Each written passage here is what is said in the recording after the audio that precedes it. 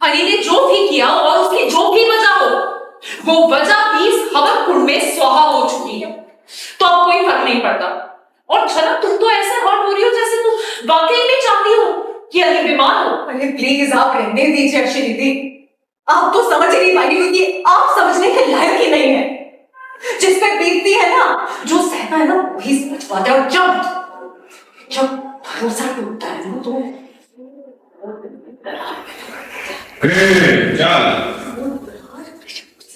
बहुत मुश्किल होता है।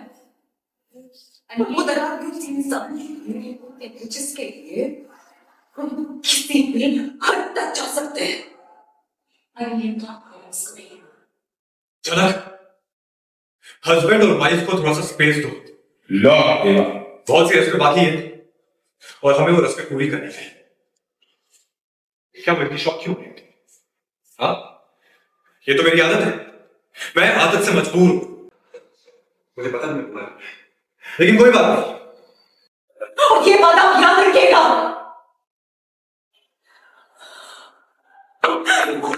इतनी रात को कहाँ भी जाऊं, लेकिन इस घर में तो एक सेकंड के लिए रुक सकती हूँ मैं। रुको झलक, देखो जल्दबाजी में अनिरुद्ध को गलत समझने की कोशिश मत करो।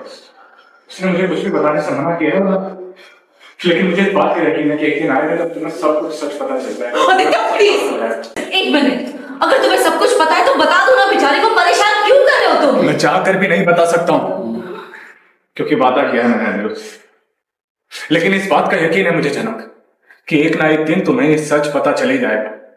लेकिन आज मैं सिर्फ इतना बता सकता हूं कि अनिरुद्ध जो भी कर रहा है अपनी मर्जी से नहीं कर रहा है। इसमें अनिरुद्ध की गलती नहीं है। गलती तो मेरी थी क्योंकि आज तक मैंने गलत समझती आई। अब जाके सही समझा और अब गलत फहमी की कोई गुंजाइश ही नहीं है मेरे अंदर। अब मैं समझ गई हूं कि ये आदमी किस टाइप का है। और मेरे भगवान मेरे साथ है, इसने मुझे बचा लिया। उन्होंने बचा लिया ना? बचा लिया ना तो पूरी तरह बचाओ। निकल जाओ। सृष्टि, रात को अकेले कहां जाएगी वो? हमें क्या करना है विनायक? वैसे भी जो लड़की इस घर में बार बार बखेड़ा खड़ा करती है, यहाँ रहने की उसे कोई जरूरत नहीं। हाँ, तो यहाँ रहने का शौक भी नहीं है मुझे सृष्टि मुखर्जी। भगवान ने मुझे एक मौका दिया है कि इस सब झमेले से बाहर निकलूं। मैं बहुत खुश हूं।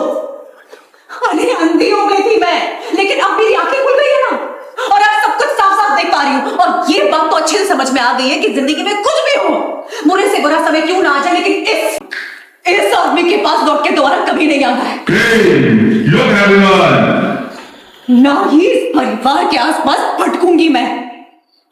डोंट वरी सच्ची, आप बिल्कुल टेंशन मत लीजिएगा, क्योंकि आपकी तरह बेरहम नहीं हूं ना मैं। जाते जाते भी माफ करके जा रही हूं आपको। और पता है ये माफी क्यों मिल रही है?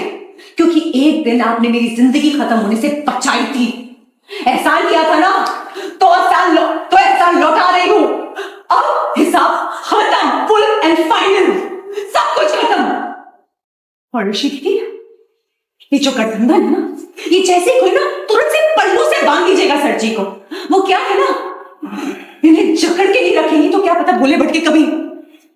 समझ रही ना मैं क्या कह रही हूँ? और सृष्टि मुखर्जी, आप बहुत प्यार है ना अपनी बेटी से, उसके लिए जान दे सकती है, जान ले भी सकती है अपनी दूसरी बेटी की।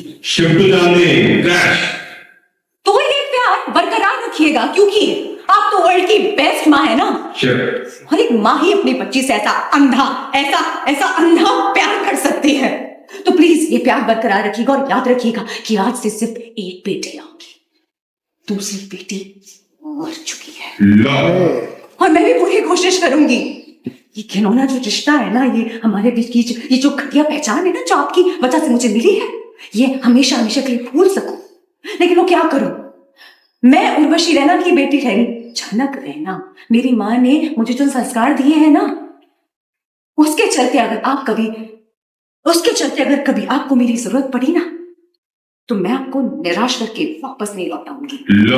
लेकिन हाँ, ये भी सच है कि आपने मुझे 9 महीने कोख में रखा है ना, बहुत बड़ा एहसान कर दिया। पर मेरी माँ तो उर्वशी रैना, वो ही हमेशा रहेंगी मुझे।